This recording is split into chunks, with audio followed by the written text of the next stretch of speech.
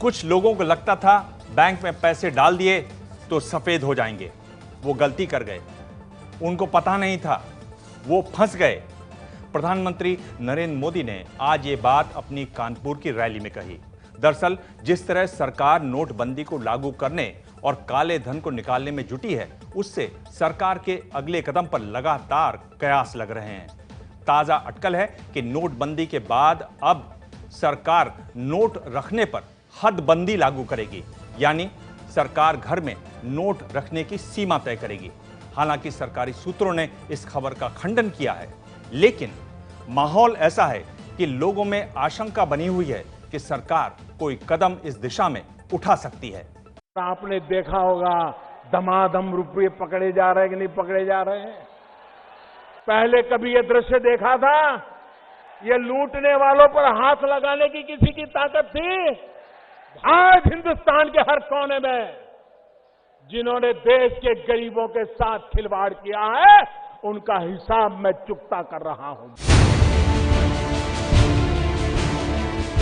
घर में, बाथरूम में, कार में, बिस्तर में, अलमारी में, सूटकेस में पिछले दिनों देश ने देखा किस तरह काला धन जगह जगह से बाहर निकल रहा है। इस बीच खबर आई थी कि सरकार घर में कैश रखने की सीमा तय करने जा रही है ताकि लोग बेहिसाब दौलत घर में जमा न कर पाएं। काले धन पर लगाम लगाने के लिए सुप्रीम कोर्ट के आदेश पर बनी एसआईटी ने सुझाव दिए हैं। एसआईटी ने नकदी की सीमा 15 लाख रुपए करने की सिफारिश की थी।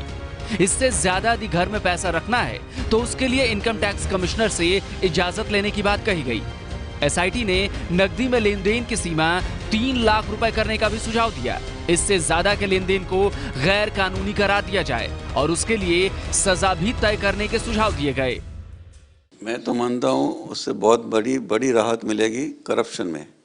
करप्शन में अभी number of persons are accepting cash and at the same time apart from the cash for the corruption large amount is use by the gangsters. That would be under control.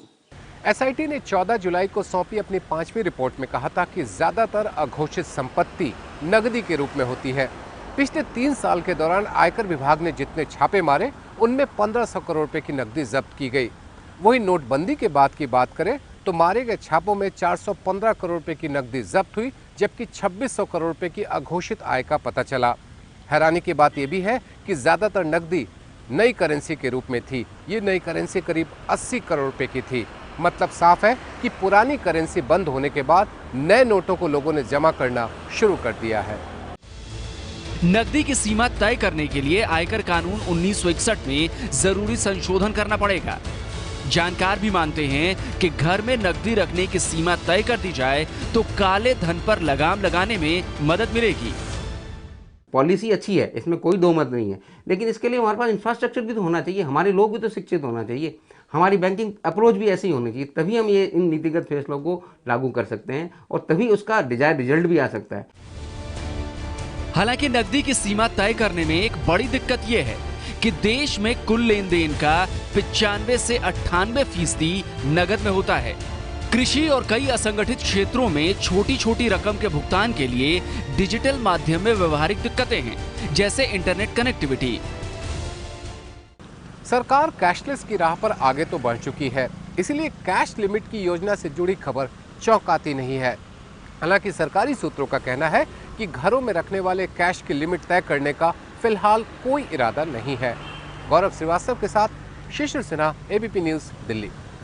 इसी साल 11 दिसंबर को Venezuela ने भी नोटबंदी की घोषणा की, लेकिन लोगों को हुई परेशानी, विरोध प्रदर्शन और हिंसा के बाद वहां की सरकार ने अपना फैसला वापस ले लिया।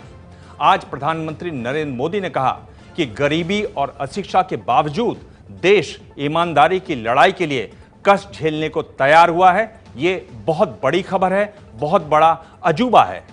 प्रधानमंत्री ने कहा कि देश के पत्रकारों को ये बात दुनिया को बतानी चाहिए।